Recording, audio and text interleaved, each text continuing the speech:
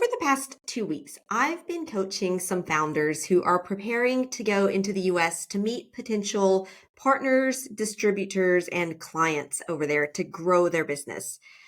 Before we get started, quick reminder on Monday, May 20th, I'm teaching a free masterclass on social pitching, how to answer what do you do with an answer that really wows the listener, but still feels very natural and conversational.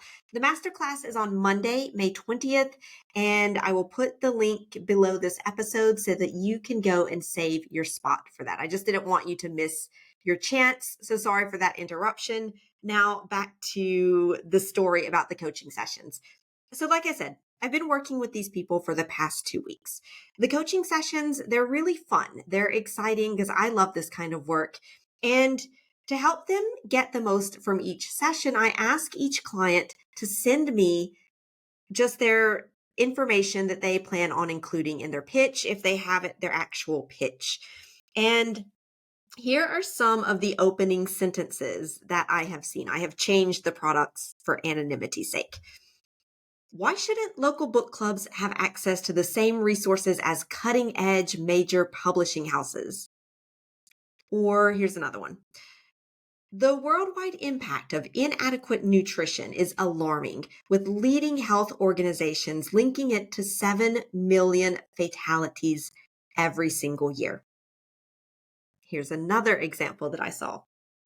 Consider this. Which place is harder to explore, a dense rainforest or the depths of outer space? Now, you might think, but those are actually good openers for a pitch. They make me want to know more.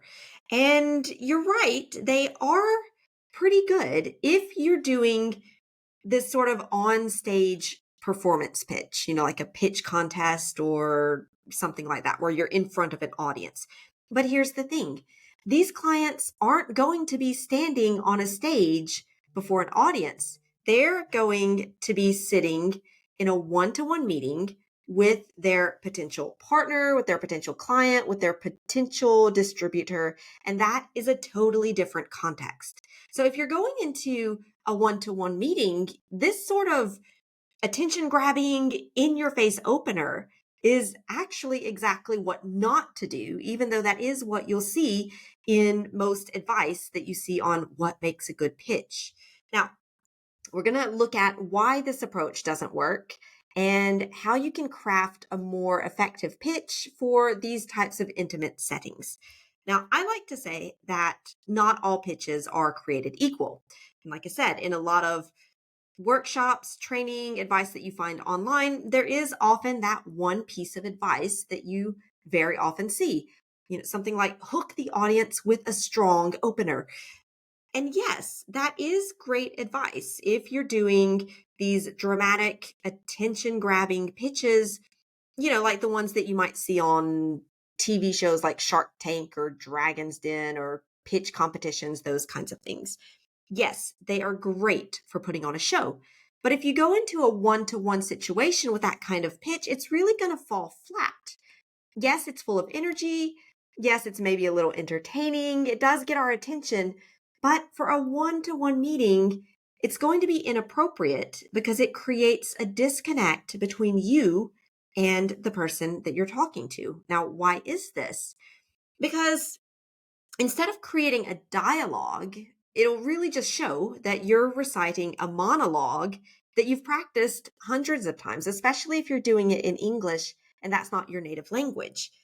And going in there and just reciting something, it'll actually make you seem insecure. And that means that you're going to lose the trust of that potential client. If you use the wrong pitch, you're going to lose the opportunity, probably. The wrong type of pitch, it can really kill that business opportunity that you worked so hard to get, because getting a meeting with a potential client, that takes a lot of work. But if you go in there with this overly dramatic pitch in a one-to-one conversation, that can feel just kind of awkward and fake even. And that's even true for Americans who are quite accustomed to very bold, in-your-face presentations. But in a one-to-one meeting, again, that traditional advice on how to do a great pitch, very often doesn't apply because it doesn't create interaction. It doesn't give your client the sense that you want to listen to them, that you want to help them solve their problem, that you want to dialogue with them. No, it gives them the impression that you came in there to just kind of give your spiel, as we say in English, to deliver your speech that you have pre-prepared, and I guess assuming that you know everything about this client and their problems. But you can't know specific things about that client and that problems if you don't ask them questions and then listen to their answer. And remember that the goal of a one-to-one meeting where you're pitching something, it's to create a conversation. It's not to deliver a monologue and to go in there with this sort of blockbuster presentation.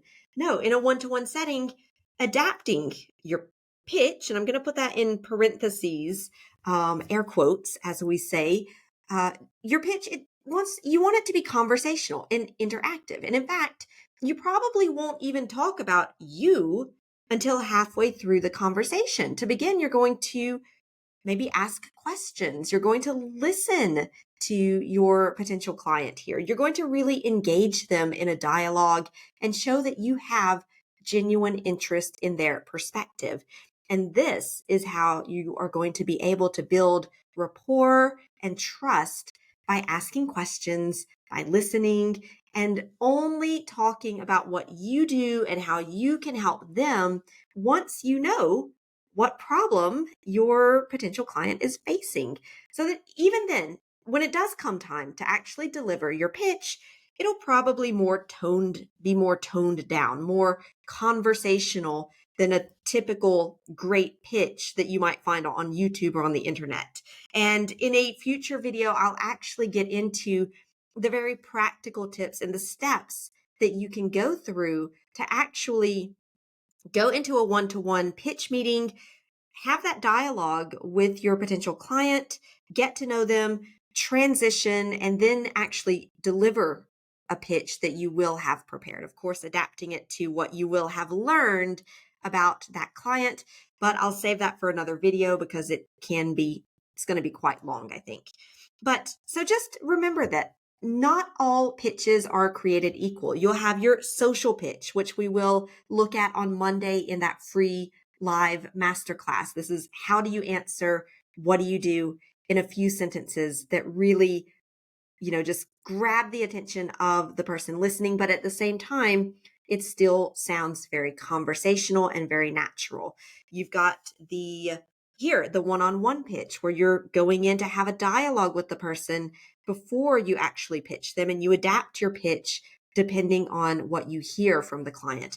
And then there is the performance pitch where you are up on a stage, you're giving a show, it's very impressive, and you're almost entertaining as much as you are sharing information. So just remember, not all pitches are created equal. And the key to creating a successful pitch is taking into consideration the context, the objective, the type of interaction that you're having with that potential client or partner or distributor, and then doing the pitch that is right for that situation.